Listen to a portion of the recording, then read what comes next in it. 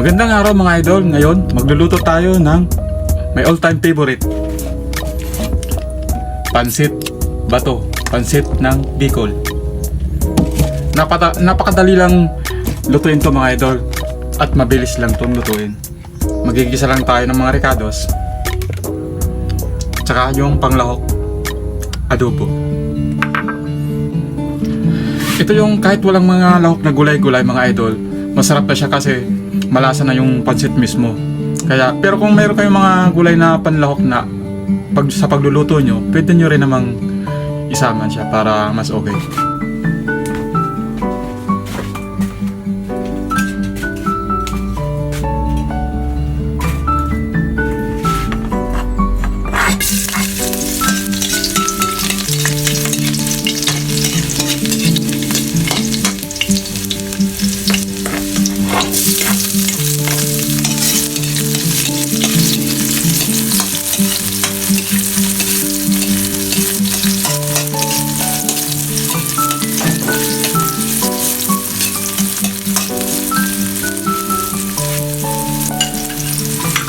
Sunod natin yung lahok na luto.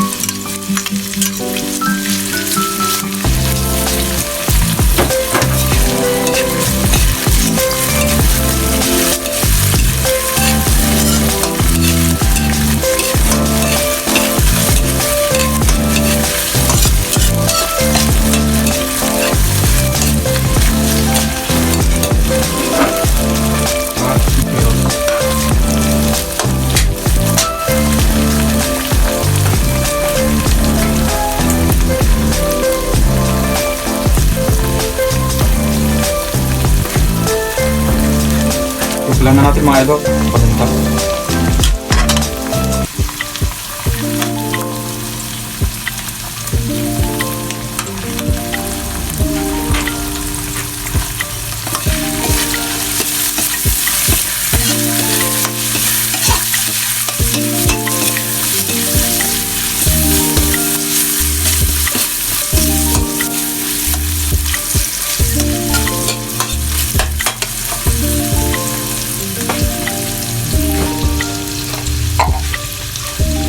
Lagyan natin ang tubig.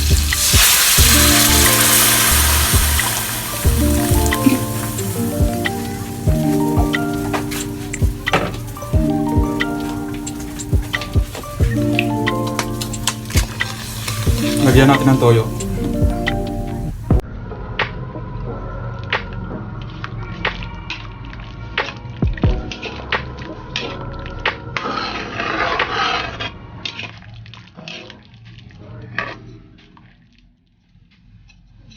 Tsaka natin antayin ng kumulo.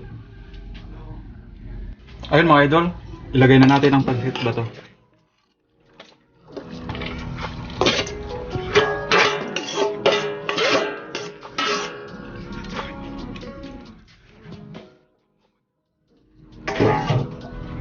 Tsaka natin haluin ng konti.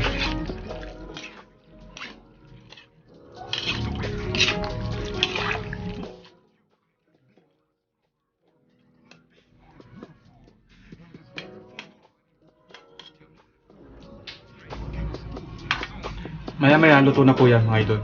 Antayin na lang natin. Ihabol natin yung pampalasa. Kalimutan ko.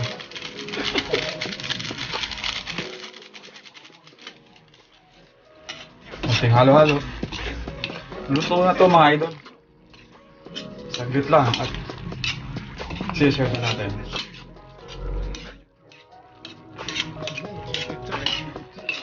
Napakabilis maluto ng ganitong pansit.